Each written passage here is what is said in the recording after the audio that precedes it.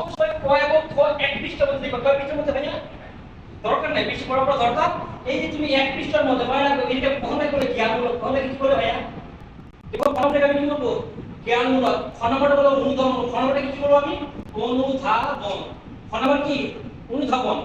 এখানে থাকে এক মার্ক, এখানে কয় মার্ক থাকে? এক। এখানে কত মার্ক থাকে? দুই। এখানে কত থাকে? দুই। আমি এক মার্ক এক লাইনে ব্যাখ্যা করলাম। এটাকে বলে জ্ঞানমূলক। কি প্রশ্ন? জ্ঞানমূলক। আর এক মার্ক প্রশ্নের ছয় উত্তর এটাকে বলে আমি অনুধাবনমূলক।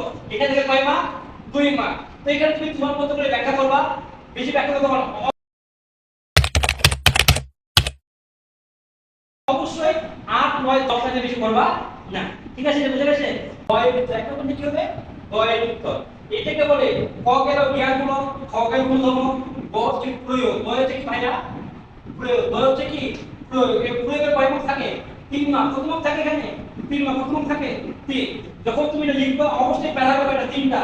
এর মানে এটা একটা প্যারা, এটা একটা প্যারা, এটা একটা প্যারা। অবশ্যই তুমি এক পৃষ্ঠা লেখার পর এটা আসে কিনা? এটা আসে কিনা? এই যে এক পৃষ্ঠা লেখার পর এর মতো লিখবা। তা এটা অর্ধেক। এটা গ নাম্বার। এটা দেড় পৃষ্ঠা হচ্ছে কিনা? এই দেড় পৃষ্ঠা লিখে তুমি অবশ্যই কয় মার্ক পাবা? 3 মার্ক পাবা। আমার কথা কি বুঝে গেছে আপু? আমি আবার বলতেছি, তা অবশ্যই গ নাম্বার প্রশ্ন লিখতে গেলে এটা লিখে এক পৃষ্ঠা লেখার পর এটা অর্ধেক লিখবো। ক্লিয়ার? তাহলে আমরা কি প্যারা হবে না? তিনটে প্যারা হবে।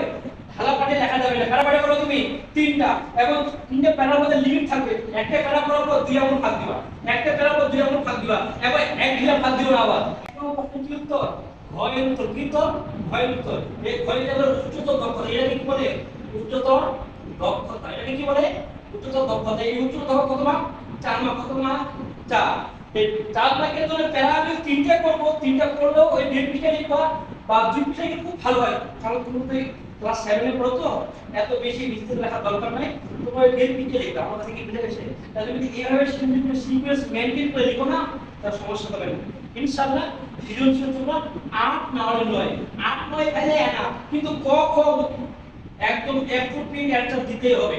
যার ক খ ভালো তার সৃজনশীল মার্ক ভালো, যার ক খ খারাপ সৃজনশীল মার্ক কি খারাপ। এই কারণে ক আর ভুল করা যাবে না, ভুল করা যাবে না। আমার কথা কি বুঝতে পেরেছে? তা তোমরা এইভাবে সুন্দর করে স্ক্রিপ্টে লিখবা। তো এক নাম্বার হবে জ্ঞানমূলক, দুই নাম্বার অনুধাবন, তিন নাম্বার প্রয়োগ, চার নাম্বার হচ্ছে উচ্চতর দক্ষতা। এরকম কত মার্ক থাকে? একশো কয় মার্ক থাকে? 10 মার্ক। তাহলে তুমি সৃজনশীল কত মার্ক থাকে? 70। কত থাকে? 70। একশো কত? 30। তোমার কত মার্ক?